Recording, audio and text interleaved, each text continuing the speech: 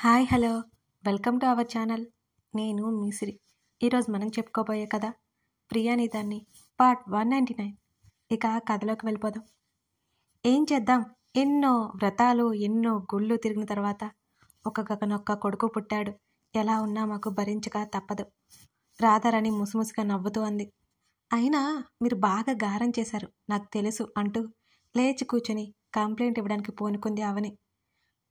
నువ్వు నన్నంటావు కానీ నువ్వైనా చెప్పొచ్చు కదా మీ ఆయనకి ఎలా ఉండాలో. రాధారాణి కళ్ళెగరేసింది. చెప్పే ధైర్యం నాకెక్కడదత్తయ్యా. ఒక చూపు చూసి మాటలు ఆపేస్తుంటే అవని మూతి తిప్పింది, తన అత్తగారితో తన గోడు వెళ్ళపోసుకుంటూ.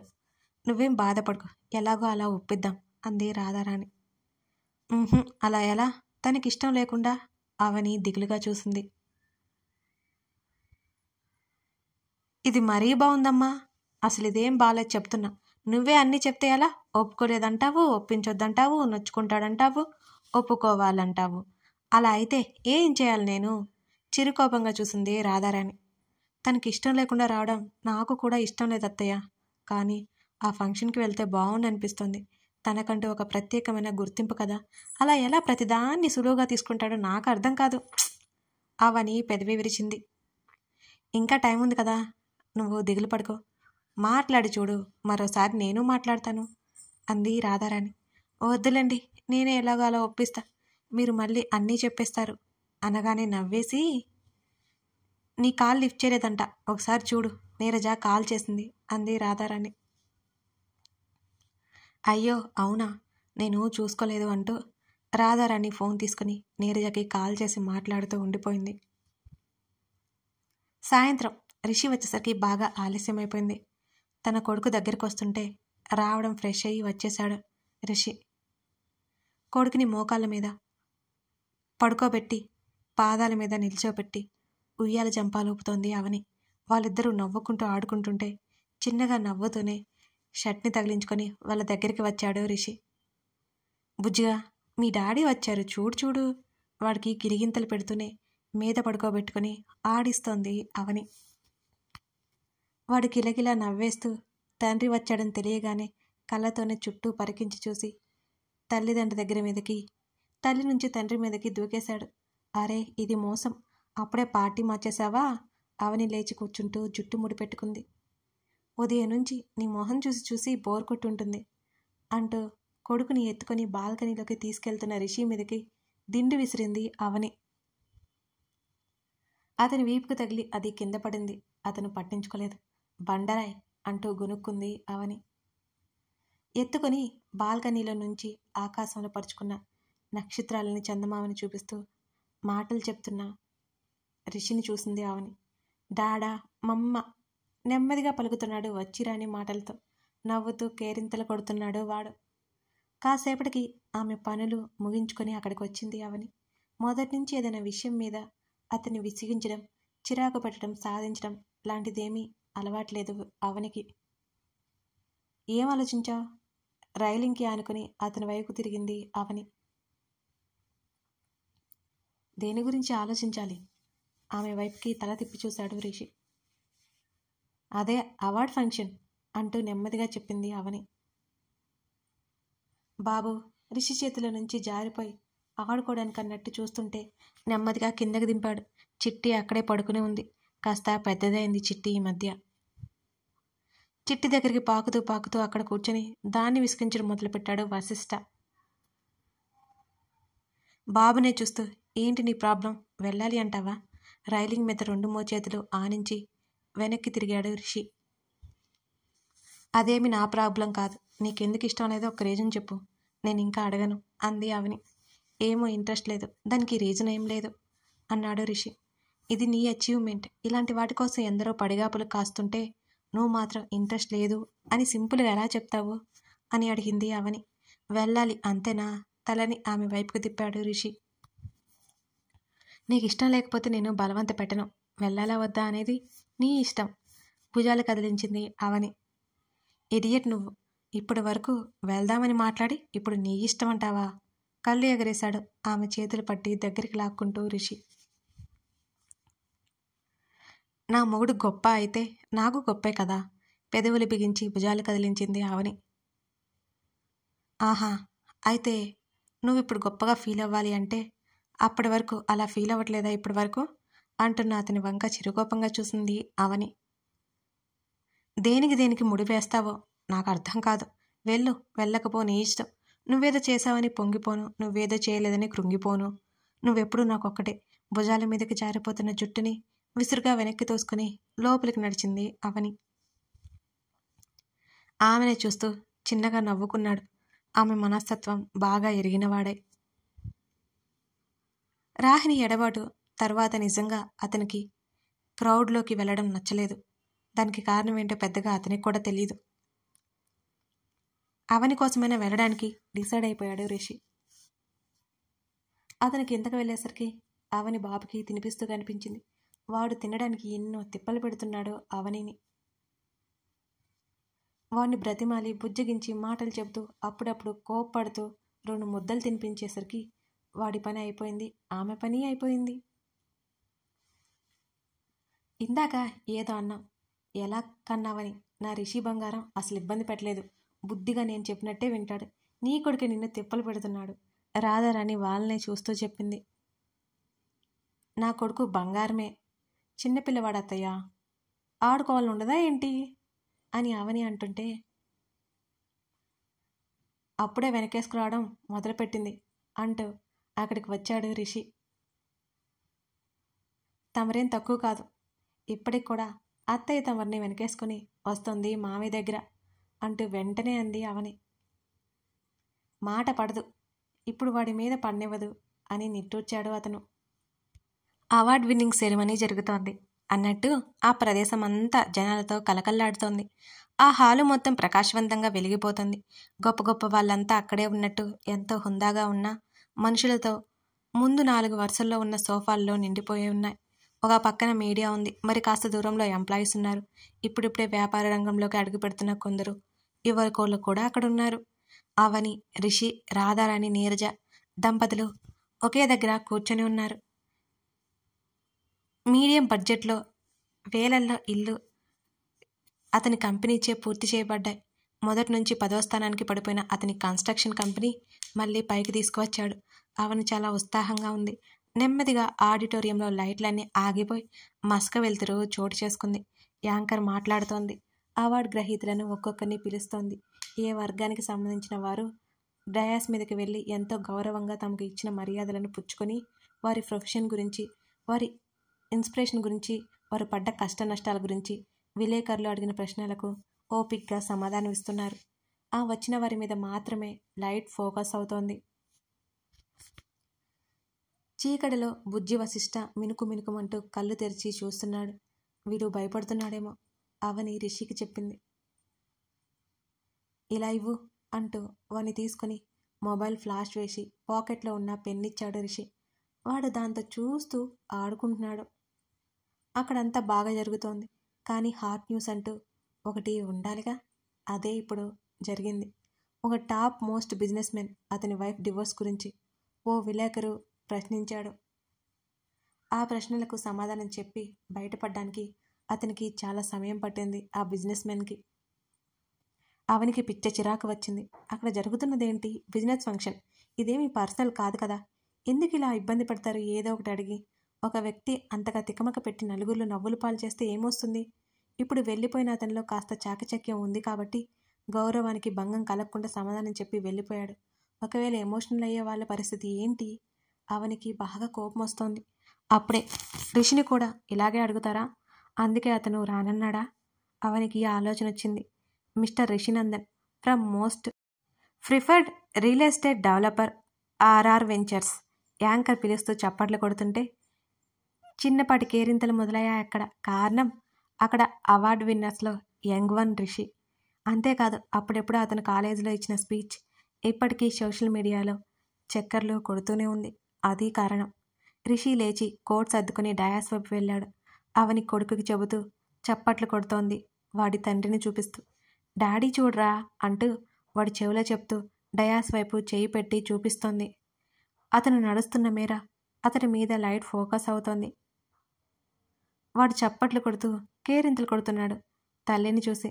ఎంతో హుందాగా వెళ్ళి చక్కగా ఇచ్చిన బహుమతిని అందుకుని థ్యాంక్ యూ చెప్పాడు రిషి. నెక్స్ట్ నారాయణ గురించి, తన కంపెనీ గురించి, వర్కర్స్ గురించి రిషి వివరించాడు. అక్కడ తను కిందకు వచ్చేయబోతుంటే ఆగండి యాంకర్ అతన్ని ఆపేసింది. అతడు ఏమిటన్నట్టు ఆమె వైపు చూశాడు. మిమ్మల్ని కొన్ని ప్రశ్నలు వేస్తాం, ఫాస్ట్గా ఆన్సర్ ఇచ్చాలి అని ఆమె నవ్వుతూ అడుగుతుంటే అతడు చిరునవ్వు నవ్వి సరే అన్నట్టు తలాడించాడు. మీరు బ్యాచులర్ అని బయట టాకు, ఏమంటారు అని అడిగింది. ఆ ప్రశ్నకి అతను నవ్వాడు. అత్తయ్య, ఈ యాంకర్ మరీ ఓవర్ చేస్తుంది. మా పెళ్లి జరిగినట్టు న్యూస్లో కూడా వచ్చింది కదా. అవని కోపంగా వంగి మరి రాధారాణి చెవిలో చెప్పింది ఆ మాట. వాళ్ళు తెలిసినవే అడుగుతారు అవని, చూస్తుండు అని అవనిని కంట్రోల్ చేసింది రాధారాణి. అవని చూస్తోంది రిషి వైపు. మ్యారీడ్ అని పెదవి విరిచి ఐ హ్యావ్ ఎ సన్ అని భుజాలు కదిలించాడు రిషి. అరెరే, మీకు పెళ్ళై బాబు కూడానా, విన్నారా ఇది అంటూ అందరికి వినిపించేలా మరోసారి అరిచి దిగులు నటిస్తూ చెప్పింది ఆ యాంకర్. మరో ప్రశ్న, మీది లవ్ మ్యారేజా అని అడిగింది ఆవిడ. ఇవన్నీ ఈవిడికి అవసరమా అవని గొనుక్కుంది లోపలే. అతని చూపులు అప్రయత్నంగా అవని వైపుకి మళ్ళాయి. ఆమె కూడా అతన్నే చూస్తోంది. ఎస్, అతని నుంచి వచ్చిన సమాధానానికి యాంకర్ చప్పట్లు కొట్టింది. అందరితో అది అయిపోలేదు. విలేకరులు ప్రశ్నించడానికి సిద్ధంగా ఉన్నారు అక్కడ. లాస్ట్ 3 years నుంచి మీ కంపెనీ షేర్స్ అన్నీ పడిపోయాయి. ఇప్పుడు మీ కంపెనీ టాప్ 5లో ఉంది. సడన్గా మీరు లాస్ అవ్వడానికి కారణం ఏంటో తెలుసుకోవచ్చా అని అతను అడగ్గా అక్కడంతా అలర్ట్ అయింది. వినడానికి సిద్ధమైపోయారు. ఎక్కడైనా కనిపించే శత్రువులు కామన్. ఒక స్థాయికి వెళ్తే సంతోషంతో చప్పట్లు కొట్టేవాళ్లే కాదు, ఎదిగితే భరించలేని వాళ్ళు ఉంటారు, కనిపించకుండా ఉంటారు. అక్కడ కూడా అలాంటి వారు లేకుండా లేరు. నా పర్సనల్ రీజన్స్ వల్ల కొన్ని మంచి మంచి ప్రాజెక్ట్స్ లాస్ అవ్వాల్సి వచ్చింది.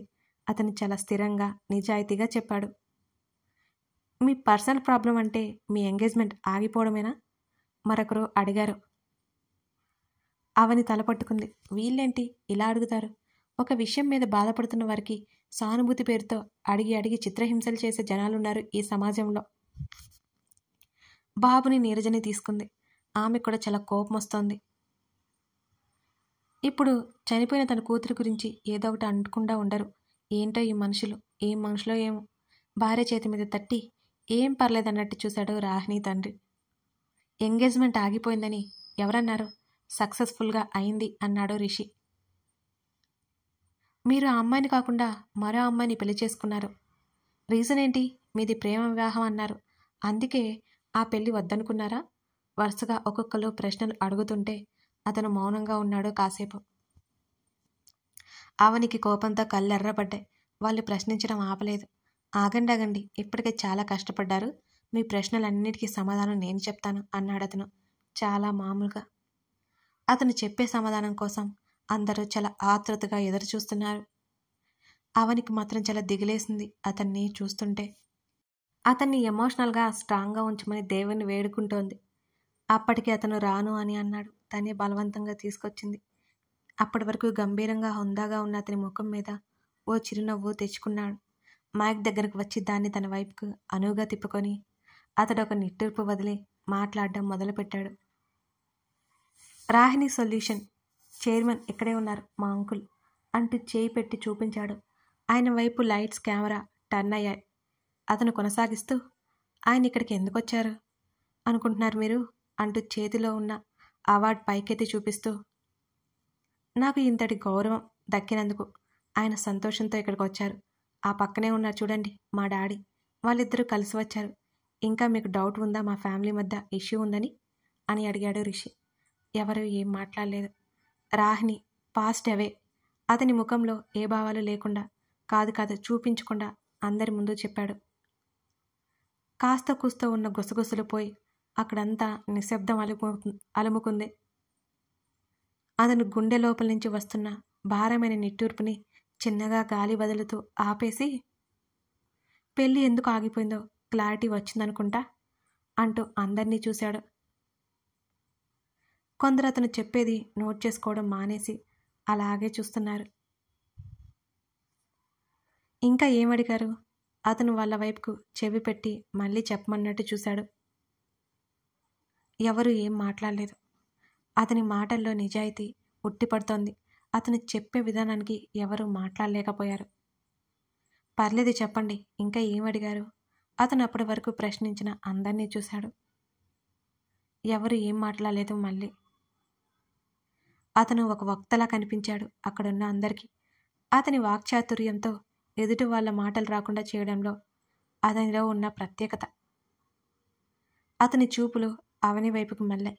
ఆ చీకటిలో ఆమె ముఖంలో భావాలు అతనికి కనిపించకపోయినా ఆమె ఏడుస్తున్నట్టు అతనికి తెలుసు. ఓవైపు నీరజ కూడా కన్నీళ్లు వస్తున్నాయి. మధ్యలోనే ఆగిపోయిన తన కూతురు జీవితం గుర్తుకొస్తుంది. అర్ధాంతరంగా వదిలిపోయిన తన కూతురు లోటు బాగా తెలుస్తోంది.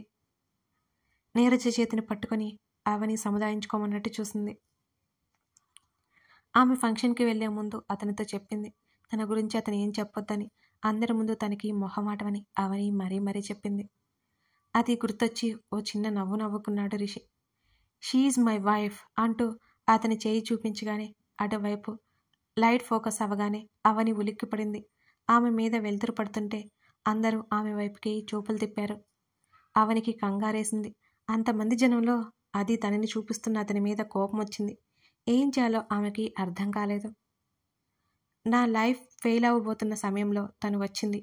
చిత్రంగా సక్సెస్ అయిపోయాను. ఆ మాటలు చెబుతున్నప్పుడు అతని ముఖంలో ఏదో గర్వం, పెదవి చివరన ఒక నవ్వు మెరిసింది. అవని అతన్నే చూస్తోంది. ఆ టాపిక్ అంతటితో వదిలేయాలని, సార్ మిమ్మల్ని కొన్ని ప్రశ్నలు వేయచ్చా? వెనక నుంచి ఒకరు మైక్ పట్టుకుని లేచారు. అఫ్కోర్స్ అన్నాడు అతను చాలా మామూలుగా. అంతకుముందు అక్కడ ఉన్న కేరింతలు, అరుపులు అన్నీ పోయి ఒక రకమైన ప్రశాంతత, నిశ్శబ్దం అలవర్చుకున్నాయి. మాలాంటి యంగ్స్టర్స్కి మీరేమన్నా సలహాలు ఇస్తారా అని అడిగాడు రిషిని. ఎక్స్క్యూజ్ మీ, యంగ్స్టర్స్ మీరైతే నేనేంటి? ఆ మాటతో అవని పెదవుల మీద చిరునవ్వు వచ్చింది. అక్కడ అందరి ముఖాలు విరిశాయి. కళ్ళు తుడుచుకుంటూ చూసింది అతని వంక అవని. సారీ సార్, నా ఉద్దేశం అది కాదు అంటూ నవ్వే. మీరు చిన్న వయసులో గొప్ప స్థాయికి వెళ్ళారు కదా, దాని గురించి మాకేమైనా సలహాలు ఇస్తారా? ఇవ్వమంటున్నా, ఇందులో మీరు సీనియరే కదా అని అన్నాడు ఓ అతను. అతను నవ్వి నవ్వి, నేను మొదలు పెట్టడానికి కష్టపడలేదు, ఎదగడం మొదలు పెట్టాక కష్టపడ్డాను అన్నాడు రిషి. అర్థం కాలేదా? నిలబడి ఉన్న అతని వైపు చూశాడు రిషి. లేదు అన్నట్టు చిన్నగా తల పంకించాడు అతను. నేను ఇటువైపుగా రావడానికి నాకు ఇన్స్పిరేషన్ మా డాడీ. ఆయన డబ్బు సంపాదించి పెట్టారు. నాకు చిన్న డిస్టర్బెన్స్ రాకుండా చూసుకున్నారు. నేను రావడానికి ముందు అన్నిటికీ దారులు వేశారు. ఆయన వేసిన దారిలో నడిచాను అంతే. ఇప్పుడు ఇలా ఉన్నాను అంటే కారణం ఖచ్చితంగా మా డాడీ అతను చెప్పేసి, నాకు తెలిసింది ఒక్కటే, అదే చెప్తున్నాను. లైఫ్లో కొన్ని దక్కవు నీకు, వాటిని పొందే అర్హత నీకు లేకపోవచ్చు. కొన్ని కేసెస్లో నిన్ను కోల్పోవడం వారి దురదృష్టం కావచ్చు. నీకు దక్కాలి అని ఉన్నవి నీకు అవి రాసిపెట్టి ఉంటే నీకు చెందుతాయి. అంతేకాదు, ప్రతి ఒక్కరి లైఫ్ సెకండ్ ఛాన్స్ ఇస్తుంది.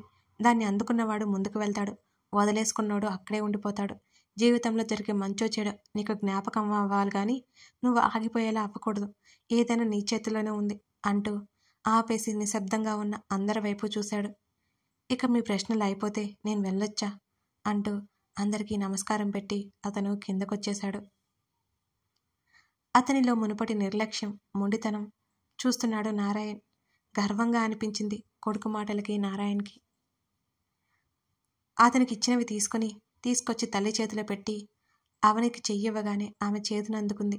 నీరజ్ చేతిలో కొడుకుని తీసుకుని, మేము వెళ్తున్నాం, మీరు అయ్యాక రండి అంటూ కొడుకుని ఎత్తుకుని అవని భుజం చుట్టూ చేయి వేసి పక్క నుంచి బయటికి వచ్చేశాడు రిషి. అతను వెళ్లే వరకు కెమెరా వారి వైపే ఉంది. రిషి చేతి వేళ్ల మధ్య ఆమె చేతి వేళ్లు దూర్చి అతని భుజం దగ్గర ముఖం దాచింది. అతనితో నడవసాగింది అవని.